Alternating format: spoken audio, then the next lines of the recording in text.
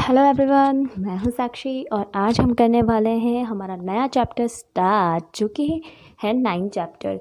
आप पहले ही पढ़ चुके हैं हमारा ट्रिग्नोमेट्री, तो अब हम पढ़ने वाले हैं उससे related applications. So some applications of trigonometry, ये है हमारे चैप्टर का नाम। अब इस चैप्टर के अंदर होगा क्या, हमने अभी तक जो ट्रिग्नोमेट्री पढ़ी है उसको हम सिर्फ अप्लाई करने वाले हैं। हालांकि इसमें ज़्यादा रूल्स यूज़ नहीं होने वाले हैं जो कि हमने पहले यूज़ किए हैं, बस कुछ ही रूल्स हम उसमें से यूज़ करने वाले हैं। तो इसको पढ़ने से पहले आपको कुछ चीज़ें पता होनी चाहिए, और वो चीज़ें क्या हैं, वो हैं एंगल ऑफ एलिवेशन और एंगल ऑफ डिप्रेशन। ठीक है, तो दो चीज़ें हैं, एंगल ऑफ एलिवेशन और एंगल ऑफ डिप्रेशन। तो हम इनके बारे में स्टडी करते हैं। देखो, सबसे पहले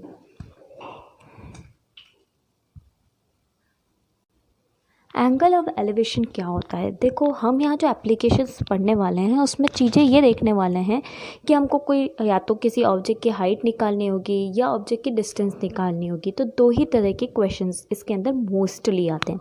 देखिए, क्वेश्चन कुछ इस तरीके से आता है कि मैं एक इंसान यहाँ पर खड़ा हूँ, ठीक है ना, और वो यहाँ पर कोई एक ऑब्जेक्ट है, कोई पिलर है, कोई बिल्डिंग है, कुछ भी हो सकती है।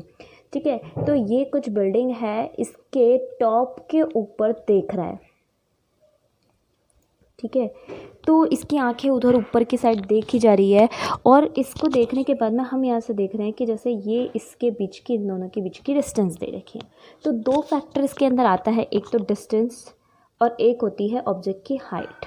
ठीक है, तो ये जो बना है, इससे हुआ क्या है, देखिए कि ये जो हमने बनाया, ये एक बिल्डिंग है जिसको h हाइट की है, और वो बिल्डिंग से एक इंसान जो है वो d डिस्टेंस के दूर खड़ा हुआ है और वो उसके टॉप पे देख रहा है। ठीक है, तो बेसिकली इस मोमेंट पे जो ये एंगल बनता है इसको बोलते हैं एंगल ऑफ एलिवेशन। ठीक है, मैं इसको थीटा से डिनोट कर रही हूँ। अच्छा, ये जो लाइन है, आप जो ये कह रहे हैं, ये दिख रही है आपको, ठीक है, इसको हम बोल रहे हैं आँखों के बिल्कुल सामने जा रही है, तो ये हॉरिजॉन्टल लाइन है। ठीक है, तो ये तो मेरी क्या है, हॉरिजॉन्टल लाइन। ठीक है, और ये जो लाइन जा रही है ऊपर की ओर, जो कि हम उसके टॉप को देख रहे हैं, तो इसको बोलते हैं लाइन ऑफ साइट, क्योंकि ये हमारी आंखों की लाइन है, हम देखने वाली जो लाइन है, तो इसको बोलते हैं लाइन ऑफ साइट।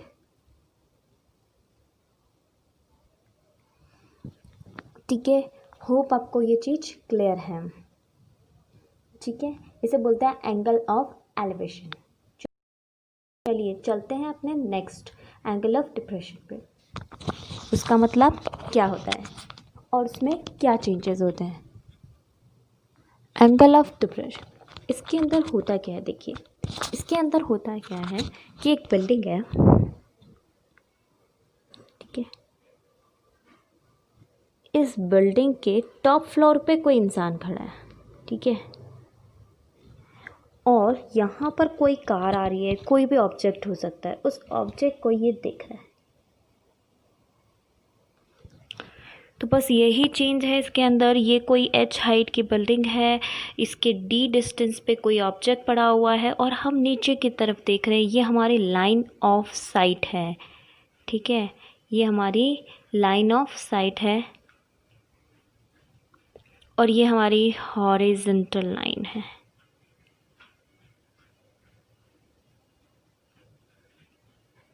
ये जो बना है हॉरिजॉन्टल के साथ में जो एंगल बनता है उसे हम बोलते हैं एंगल ऑफ डिप्रेशन।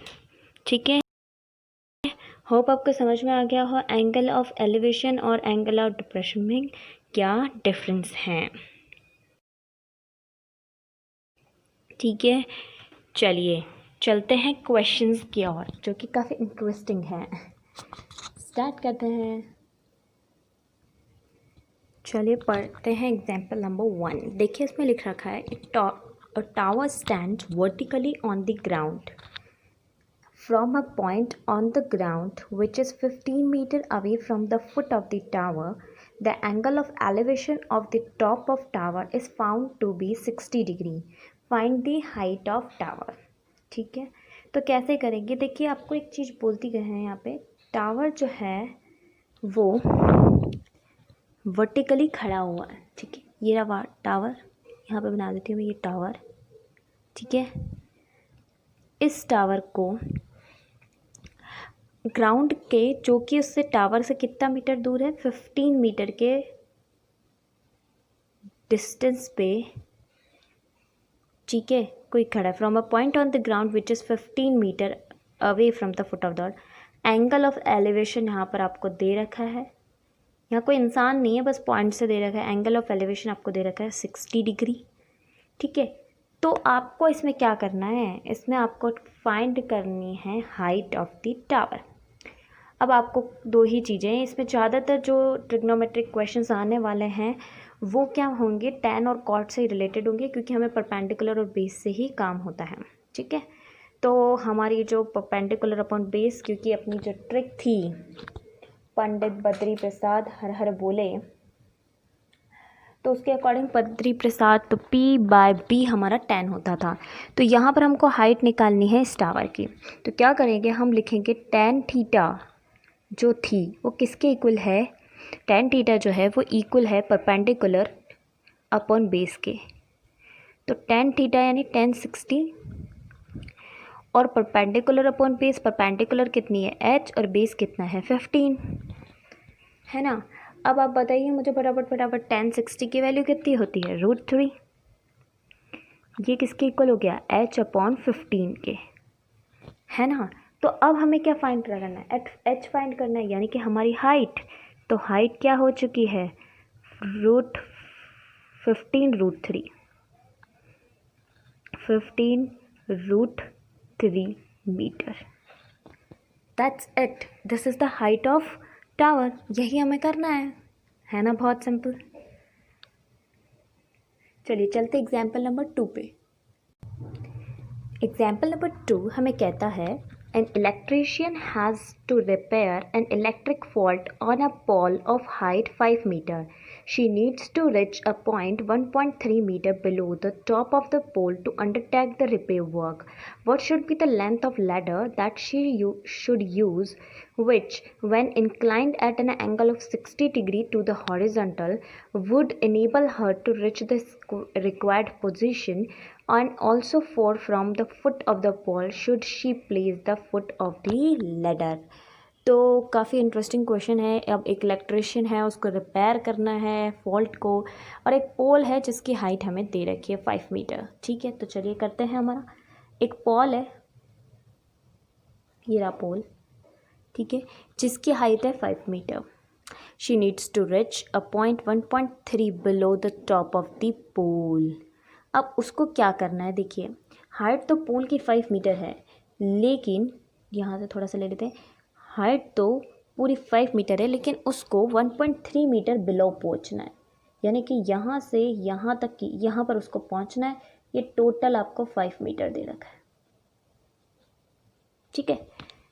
अब लैडर यहाँ पे लग रही है, ठीक है, और ये हॉरिजेंटल से 60 डिग्री पे, ठीक है, ये है लैडर। अब आपको क्या करना है, √3 की यहाँ पे आपको क्वेश्चन में वैल्यू गिवन है, और आपको यही बताना है कि ये जो लैडर है, ये जो है ये लैडर आपकी कितनी लेंथ की होनी चाहिए, और आपको ये भी बताना है कि लैडर को के पाँव को कितना दूर इस पोल से रखना है। तो ये दो चीज़ आपको बतानी है, ठीक है। चलिए शुरू करते हैं। तो सबसे पहले हमें क्या करना है, एक तो ये डिस्टेंस पता करनी है हमें पोल और लैडर के बीच की, और एक लैडर की हाइट हमें फाइंड करनी है। और तो दो क्वेश्चन है। पहले हम काम करते हैं अपना जो भी हमें चाहिए। सबसे पहले हम बात करते हैं ये, ठीक है, शुरू करते हैं। तो सबसे पहले स्टार्ट करेंगे हम, लैडर की लेंथ निकाल सकते हैं या फिर डिस्टेंस निकालें। सबसे पहले हम ये निकालते हैं, क्योंकि ये यहाँ तक ही हमको चढ़ना है, और ये पूरी 5 है और यहाँ पे 1.3 दे रखी है। तो आप चाहें तो इनकी नेमिंग कर सकते हैं P, Q, R and S, ठीक है। ये डिस्टेंस D को और L, मैं एक काम करती हूँ, थोड़ा सा चेंज कर देती हूँ, थोड़ा सा मॉडिफाइड कर देती हूँ। ये जो मैं PQRS ले रही हूँ, ये शॉर्ट P ले लेती हूँ, short P, Q, R and S, ठीक है। चलिए शुरू करते हैं। तो सबसे पहले हमें क्या चाहिए, इस पोल के ऊपर अपन को कितना चढ़ना है, यानी QR। तो QR कितनी हो गई है, 5 - 1.3 यानी 3.7 मीटर कि हाइट को उसको चढ़ना है, तो उसके लिए आपको क्या लैडर यूज़ करनी पड़ेगी। देखिए आपके पास परपेंडिकुलर है, आपको बेस और हाइपोटेनस दोनों चीज़ें निकालनी है। तो कोई बहुत ईजी, हमारे पास ट्रिग्नोमेट्रिक रेशियोज़ है सारे। तो मैं एक काम करती हूँ, साइन 60 लेती हूँ। साइन 60 का जो फॉर्मूला होता है उसके अकॉर्डिंग पंडित बद्री प्रसाद हर बोले में परपेंडिकुलर अपन हाइपोटेनियस मिल जाता है। तो यहाँ पर हमारी जो परपेंडिकुलर है, ठीक है, अपॉन हाइपोटेनियस होता है। अब परपेंडिकुलर जो हो चुकी है वो 3.7 हो चुकी है, और हाइपोटेनियस जो है वो लैडर की हाइट जो हमें चाहिए, तो एल लिख दिया मैंने। और साइन 60 की वैल्यू होती है √3/2। जब एल निकाला तो वो क्या हो चुका है, 3.7 × 2/√3। क्रॉस मल्टीप्लाई करना है, ठीक है। और √3 की वैल्यू आपको दे रखी है कितनी, 1 क्वेश्चन में दे रखी है 1.73। तो हम यहाँ पे वैल्यू पुट कर देंगे, एंड 3.7 × 2/1.73।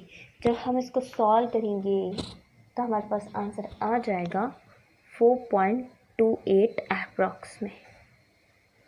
तो इतना मीटर हमें लैडर चाहिए। यूनिट लगाना बिल्कुल भी ना भूलें। चलिए ठीक है, इससे आपको मिल चुकी है क्या, लैडर की लेंथ। अब मुझे डिस्टेंस निकालनी है, तो देखिए मैं क्या करूँगी। देखिए अब मेरे पास हाइपोटेनियस है और मुझे बेस निकालना है। तो हाइपोटेनियस और बेस जो है अपना वही फॉर्मूला लगा सकते हैं। साइन कॉस टेन का क्या होता है, ठीक है, टेन का होता है क्या, परपेंडिकुलर अपॉन, ठीक है, 1060 होता है परपेंडिकुलर अपॉन बेस, ठीक है। तो आप वही यूज़ कर सकते हैं। 1060 परपेंडिकुलर क्या हो चुका है आपका, अभी निकला था 3.7, और बेस आपको निकालना ही है। तो लैडर की तो निकल ही चुकी है, बेस कितना है हमको पता नहीं। अब आप क्या कीजिए, 1060 की वैल्यू पुट कीजिए। 1060 की वैल्यू कितनी होती है, √3, अभी उसकी थी हमने, ठीक है। तो b = कितना हो चुका है, 3.7/√3, √3 यानी 1.73। जब आप इसको सॉल्व करेंगे तो आपको मिल जाएगा 2.14 मीटर अप्रॉक्सीमेटेड। एक्चुअली मैं यहाँ b नहीं, बेस की जगह d ले लेती हूँ, बिकॉज मैंने अपने बेस को यानी कि डिस्टेंस को d से डिनोट किया है और हमको d मिल चुकी है, ठीक है। तो इस तरीके से क्वेश्चन कंप्लीट हो गया है ना, बहुत ज़्यादा ईजी। तो जल्दी से वीडियो को लाइक कीजिए। चलिए करते हैं example number 3। An observer 1.5 metre tall is 28.5 metre away from the chimney. एक चिमनी लगी हुई है, देखिए उस चिमनी से 28.5 मीटर दूरी पे एक ऑब्जर्वर है, और वो ऑब्जर्वर खुद 1.5 मीटर लंबा है। The angle of elevation of the top of the chimney from her I is 45 degree. What is the height of chimney. आपको चिमनी की हाइट निकालनी है। तो चलिए इस क्वेश्चन को करते हैं। क्वेश्चन के अकॉर्डिंग यहाँ पर एक चिमनी लगी हुई है, ठीक है। यहाँ पर एक इंसान है, इंसान की आँख से एंगल ऑफ एलिवेशन 45 डिग्री का है, ठीक है। इंसान खुद जो है वो 1.5 मीटर लंबा है, और ये इससे 28.5 मीटर के डिस्टेंस पे है, ठीक है। तो बहुत ही इजी बात है, आपको क्या निकालना है, चिमनी की हाइट निकालनी है। यानी कि आपको यहाँ से यहाँ तक की डिस्टेंस, यहाँ से मैं नेम कर देती हूँ, ये ए है, ये बी है, ये सी है, और ये डी है। तो आपको क्या फाइंड करना है, सी डी आपको फाइंड करना है, ठीक है। तो स्टार्ट करते हैं। इसके अंदर आपको क्या करना पड़ेगा, सबसे पहले आपको पता है ये यहाँ से ये आपकी बेस है, यहाँ से आप परपेंडिकुलर निकाल लीजिए, और उसके अंदर यहाँ तक ये ई ले लेती हूँ, सी ई जो ए बी के बराबर है उसको ऐड कर दीजिए। बहुत ही ज़्यादा इजी क्वेश्चन है, फटाफट से मुझे करके बताइए। बेस एंड परपेंडिकुलर, आप बेस आपको दे रखा है, एंगल आपको दे रखा है, आपको परपेंडिकुलर निकालना है। आपका टाइम स्टार्ट होता है आप।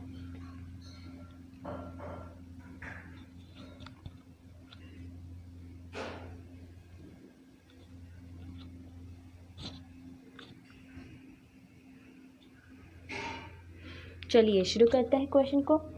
इसके अंदर बहुत ही इजी से इस क्वेश्चन को हम फटाफट से करेंगे। चलिए शुरू करते हैं। हमें चाहिए 1045 इज इक्वल्स टू क्या होता है, परपेंडिकुलर अपॉन बेस। बहुत ही ईजी है। परपेंडिकुलर हमको नहीं पता तो हम परपेंडिकुलर को p ही लिख देते हैं, और बेस हमको पता है 28.5, या p नहीं तो आप यहाँ पे लिख दीजिए DE। और आपको पता है 1045 कितने की वैल्यू क्या होती है, 1। तो ये तो बहुत ही ज़्यादा हो गया, ईजी। तो DE की वैल्यू कितनी हो चुकी है, 28.5 मीटर। और आपको तो CD निकालनी है, तो CD क्या हो चुकी है, DE प्लस EC, जो है 28.5 प्लस 1.5 यानी कि 30 मीटर। है ना, बड़ा इजी सा क्वेश्चन। चलिए ठीक है, चलते हैं नेक्स्ट एग्जाम्पल की।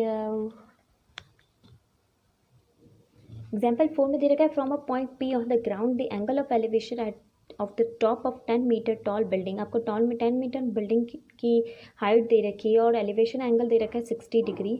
अ flag is hosted at the top of the building, flag है और angle of elevation of the top of flag staff is 45 degree, और फ्लैग के टॉप से एंगल ऑफ एलिवेशन 45 डिग्री है। Find the length of flag staff and the distance of the building from the point P। और आपको √3 की value दे रखी है। मैं इसका फिगर बना रही हूँ, क्वेश्चन बिल्कुल आपके लिए है। और अगर आपको नहीं आता तो प्लीज़ मुझे कमेंट कीजिए, हम अपनी नेक्स्ट वीडियो में इसको ज़रूर सॉल्व करेंगे। देखिए ये क्वेश्चन है, इस क्वेश्चन का मैं फिगर बना रही हूँ। यहाँ पर एक बिल्डिंग है, ये रही बिल्डिंग, ठीक है। इसके ऊपर यहाँ पर कहीं फ्लैग लग रहा है, ठीक है। अब इस फ्लैग के अंदर, ठीक है, इस तरीके से फ्लैग लग रहा है। यहाँ से आपको ये निकालनी है कि ये कितनी दूरी पे है। 2 एंगल ऑफ एलिवेशन आपको दे रखे हैं।